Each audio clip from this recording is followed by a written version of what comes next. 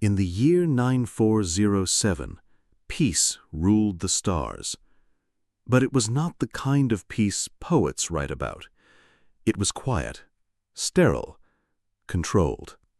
They called it the Silence Protocol, a galactic mandate created by the Convergence, a coalition of advanced species who had once torn each other apart over language, culture, emotion, and memory. They had seen enough war, so they deleted history. No more songs of sorrow, no more tales of triumph, no more names written in stone. Each planet surrendered its past to gain a future free of pain. But Earth refused. Humans were deemed primitive, too bound to ritual, myth, story, too dangerous. When asked to comply, the Earthborn ambassador answered with a single sentence: "What is a future worth if it forgets its soul?" That's when they came for us. The Convergence deployed the archive fleet, machines built to scan, extract, and erase neural memory clusters from orbit. Entire cities forgot who they were. But in the forests of old Europe, in the deserts of central Mars, in lunar bunkers carved into ancient rock, memory survived. In whisper, in song, in firelight. This was not war. It was something older. It was resistance made of remembrance. And it had just begun.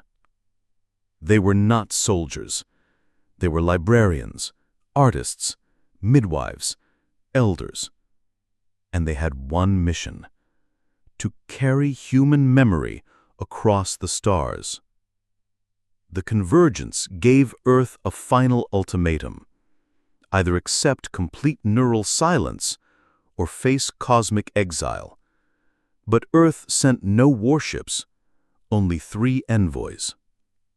An old woman named Calda, keeper of the memory flame, a boy named Rion, born during the orbital blackout, who could remember in color, and a deaf sculptor called Maret, whose hands knew the shape of grief. They arrived at the Grand Tribunal, a space station the size of a moon. There, in a chamber built without echoes, the silence enforcers waited. The tribunal speaker asked, "What is your defense, humans?" Calda stepped forward. She carried a vial of ash, the remains of her grandmother's journal, burned during the first purge. She said, "This is not evidence, it is legacy." Then Rion, just 12, painted on the tribunal floor with glowing dust, a scene of a father holding his dying son, whispering lullabies during the skyfire storms. No words, just memory made visible.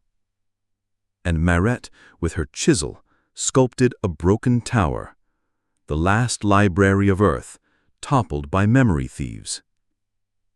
When she was done, the silent speaker asked again, "Why do you cling to pain?" Calda did not answer right away. She looked up at the stars beyond the glass and said, "Because pain remembers love." Silence followed, but not the kind the Convergence wanted.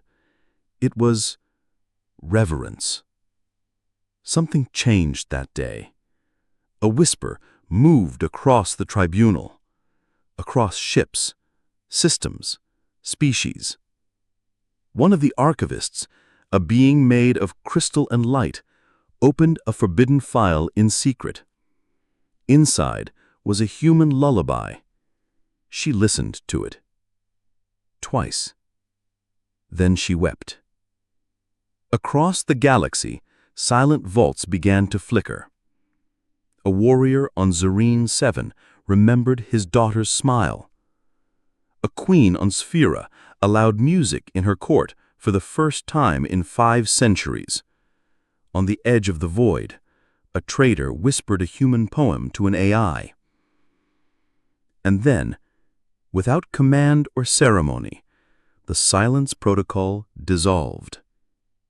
The Convergence did not fall. It evolved. They did not destroy Earth. They invited her to lead. Because it turned out, memory was not a weakness. It was the immune system of civilization. The boy Rion grew old and taught others to paint stars from memory. Calda's ash was mixed into ink and became the foundation of the Treaty of Remembrance. Maret's statue?